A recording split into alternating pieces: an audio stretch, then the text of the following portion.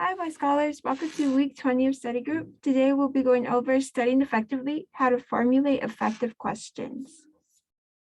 To begin today, we're just going to review our vision and mission. So our vision is to elevate people's growth mindset so we all achieve higher ambitions, and our mission is to guide high school students first gen so that pursue and obtain a college education. And again, also just to refresh why we chose to commit to study group, these are our three purposes. So 1, increase your connections with other wise scholars. 2, improve your students' success skills. And 3, guide you to practice your growth mindset. For today, I ask that you have your YSP journal ready. So again, you're able and engaged in today's study group's curriculum by taking notes and also participating in our assigned activity later during the session. So we want to do some review of what we discussed last week. Last week, we were going over the difference between facts and concepts. And often we see a struggle in that there's a problem with just memorizing facts in that they don't explain the why and how of the concept. So again, it's not very personal nor specific to our own understanding of the material. And besides that, often because we have no way of really connecting or correlating this information, it's easy that we forget. So memorization is usually short term. So again, facts are not going to really just stick with us. This is why we want to go ahead and study concepts instead. So when we study concepts, we're able to 1, explain how X functions, explain the consequences, and draw connections between X and other concepts. So again, we want to aim to really dive into those concepts behind the material instead of relying on merely the facts of what we're taught. So when we really want to build that understanding, when we're studying for true comprehension, we're incorporating facts and concepts. So again, we're making sense of what the purpose behind the facts are, the function, and again, we're trying to really tie everything together. So we may ask again, as we did last week, how do we know that we're actually diving into concepts and again, progressing our understanding?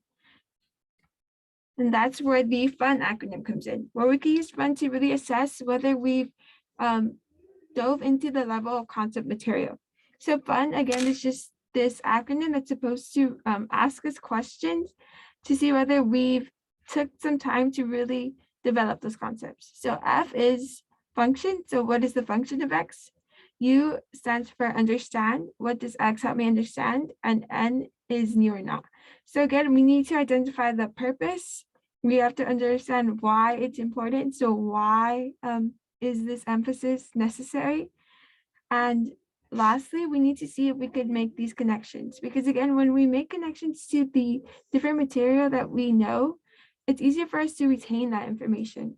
So again, this is where a FUN acronym comes in, where we are better able to assess whether we've really tackled concept learning. So today we'll be going over studying effectively, how to formulate effective questions. So again, we want to guide how to really formulate these great questions to ask teachers and tutors when you're not understanding material taught in class and lecture or whatnot. So by knowing how to prepare great questions, you'll get more out of your office hours, and you'll have a higher likelihood of getting the help you actually need and desire. So our session today will be successful if we 1, understand how to prepare and formulate effective questions, and 2, practice finding the purpose behind your questions. So again, when we're developing these questions, we need to understand that we are always capable of really optimizing the results, and that we could make questions more effective by including more details and having specific pinpoints in our question. So what we'll be doing today for our first activity is effective question building role play. So what we'll do for this activity is that I will go ahead and read out the prompted question on the next slide to you all. And your job is to write 1 or 2 sentences on your YSP journal, really demonstrating how you would react if you were a tutor. So again, this role play is that I am the student and I'm going to prompt a question that is going to appear on this next slide. And you're going to respond to me in 1 to 2 sentences. Can you help me with my essay? So go ahead and take a few minutes to reflect on how you would answer this student if you were a tutor.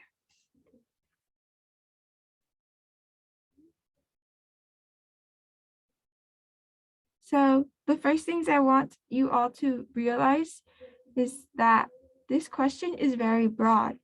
There's not really specific details informing what it is that you need help with, what subject it is related to. So again, these are our areas for improvement.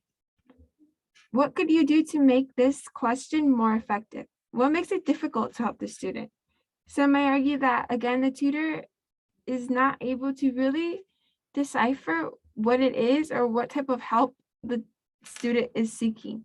Is it that they need help with their thesis? Is it that they need help connecting their body paragraphs? Is it that they need or want a stronger conclusion? Again, there's no specific details to this essay, so it may be hard for the tutor to understand what it is that they can offer to boost this, again, situation.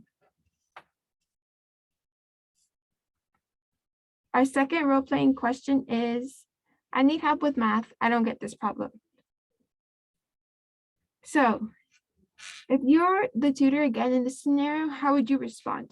What would you tell the student? What would you like to see from the student? Go ahead and again, in 1 to 2 sentences, explain how you can improve this question so that a tutor is better suited to providing help.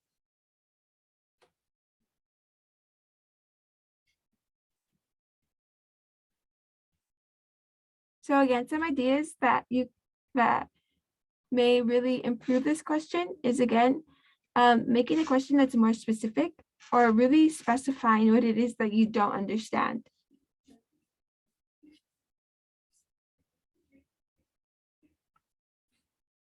Moving forth, I'd also like to discuss today the difference between fact-based questions versus conceptual questions.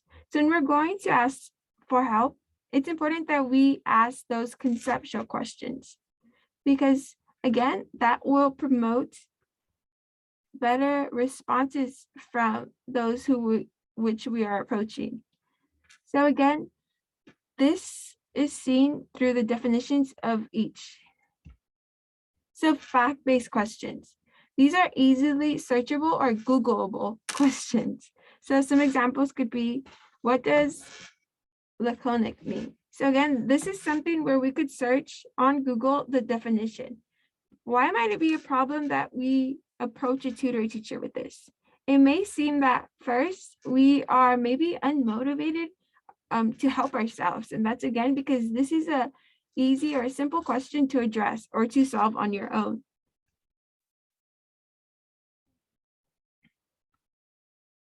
So questions we should be asking are these conceptual questions, the why and how of concepts. So an example is, how does the substitution method work to solve for X in this question? So again, we see the difference in that it's specific to the material. And again, it's about application. So it's trying to understand when this, again, method is appropriate to use and how to apply it. So the difference is that when we approach with these questions, we see that, again, it's not that maybe we don't have that as much effort to help ourselves, but we are stuck. So it shows that there is some difficulty reaching that material. And again, maybe the tutor or teacher will be more willing, seeing that, okay, this is a scenario where the student is looking for help.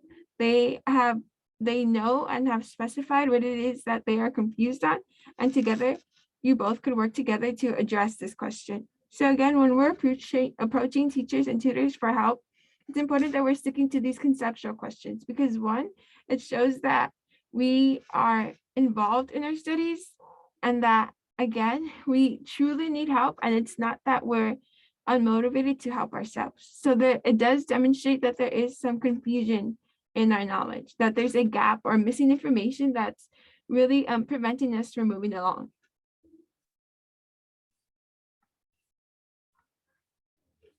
So how can you formulate effective conceptual questions? We will be tackling this subject by addressing and using these 4 skills. So to formulate effective conceptual questions, we need to go through these 4 steps. In that 1, we know our purpose. 2, we explain what we do know, explain where we get stuck, and lastly, we restate our purpose. So to dive deeper into this, our first step when we're making these effective conceptual questions is knowing your purpose. So what is your goal? What type of help do you want? And what do you need in this specific situation? So do you need some clarification? Do you need an alternative approach? That you need maybe a different way of explaining a certain method? Or do you need examples where, again, you need to see it in practice? So again, knowing what we want is most important because that gives us some idea of those answers we're looking for. So again, as in our opening example, it takes additional time for teachers and students to try to figure out what exactly you need help with. So instead, you could ask these types of questions to truly help them pinpoint how to help you. So some other ideas include, what is the main idea? What is confusing to you? And how would I explain this in my own words? So again, this will help you know your purpose for your question. So again, step 1 is to know your purpose so that, again, you know what type of results you're expecting. And again, you're communicating to the other person what it is that you are seeking help for. So again, some examples pertain to this situation when you're asking for an essay help. So is your purpose that you want to check for grammar mistakes? Do you want to see if your argument makes sense? Do you need help structuring your essay? Again, being specific about your purpose will give you the results that you're looking for. Step 2, explain what you know. So it might seem kind of counterintuitive to go and address a teacher and tutor and discuss what you're solid about. But again, this only works to benefit that relationship and that, again, situation. And that when you explain what you know, you get a better sense of what it is that you need help with. You are able to really narrow down those points of confusion. So again, explaining what you know comes in terms of what do you understand so far? And this, again, takes effort out of you where you have to explain what you know, what you understand. So an example is that for this essay situation, again, just to build off on that, I know that for a strong thesis statement, you have to choose a side to argue for or against. So again, this is giving some insight and detail on your mindset to the other person. So then again, they're able and better suited to help you.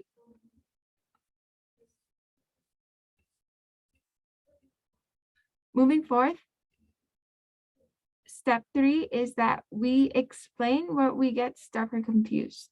So after showing what you do understand, even if it's not very much, you need to explain what it is that you get confused on. So what exactly do you not understand about X topic? It could be helpful to restate your specific needs so that the teacher or tutor has more information about your, again, situation. So again, an example is that a wise scholar might say, where I get confused is on blank, blank, and that I don't know, I could make this thesis stronger besides saying, yes, I do agree, pineapple should go on pizza. So again, explaining what it is that you're stuck on, what you need is going to make a more effective, again, situation for you to build off of. So again, explaining where you get stuck or confused. So it may be difficult at times, but really trying to vocalizing or communicating your thoughts to the other person is going to help them see it as well. If you're struggling as well to address what it is they're confused on, again, working on your communication, vocalizing where you are in your situation is going to highlight this confusion. So the final step is to restate your purpose. So as we can see, going through these steps does require some dialogue between you and the other party that you're seeking help from. And because of this, your goal may be lost in translation, lost in all the information that you're providing. So while it is helpful that you provide this information, just to be sure that you're really clear on your goal on what you would like to see or what would like to be acknowledged in this situation, you need to end with restating your purpose. So what type of help do you want and what do you need in this exact and specific situation? So again, this reinstatement really reinforces your purpose and reminds you, tutor or teacher, what type of help you're looking for. So again, after providing more information and context, by restating your purpose, you're building that understanding.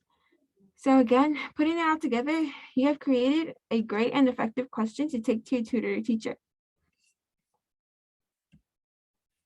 So this is the scenario we've been exploring and how it really approaches each step of this process of building effective conceptual questions. So the purpose is, I need help understanding how to make a stronger thesis. What I know strong thesis statements have to argue for or against the issue. Where I get stuck, but I don't know what else to say besides, yes, I believe pineapple should go on pizza. And again, that reinstatement is that, how can I make my thesis stronger or more persuasive?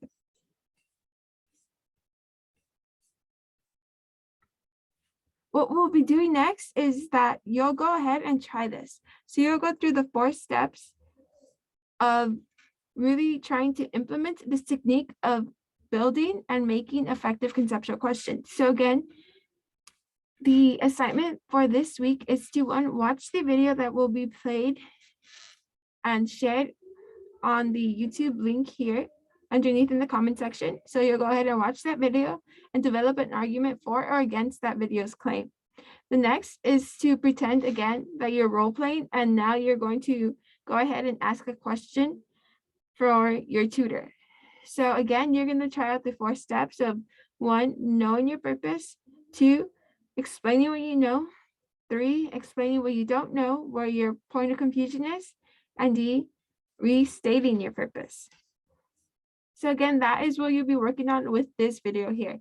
And again, the link to the video will be posted on the comment section. So you'll go ahead and have a look at that. And once you've looked at that, go ahead and again, answer this prompt where you're going to first make an argument and then develop an effective conceptual question using the 4 skills or 4 tools that come along with that. So you'll do that in your YSP journal.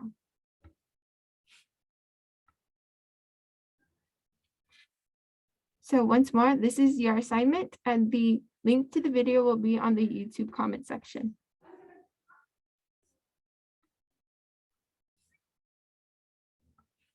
To end today, I'd like to really reinforce that effective question building requires preparation. So obviously, to find out exactly what you do and what you don't understand, it's going to take some effort on your part, some preparation and investigation even. But as a study tool, this is extremely helpful, a game changer, really. This practice will train your brain to get used to looking for those holes in your understanding and be able to identify them quicker. So overall, this pays off because it gets you the results you're looking for. It gets you or allows for greater success in getting that help that you desire.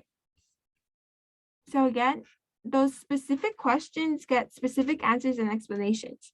So we dedicate time now to develop the study skill of formulating effective conceptual questions. We'll be able to more readily get the specific help we need to master the subjects we're learning. So again, as we've seen repetitively throughout the semester, it does require that we are proactive in our learning, that we are willing to make that effort to really, again, boost our academic success. So again, by practicing this process of formulating effective conceptual questions, we'll get the help we need and again, be able to overcome those obstacles that we face in our academics. Thank you for choosing to join today, and we'll see you next week. Bye.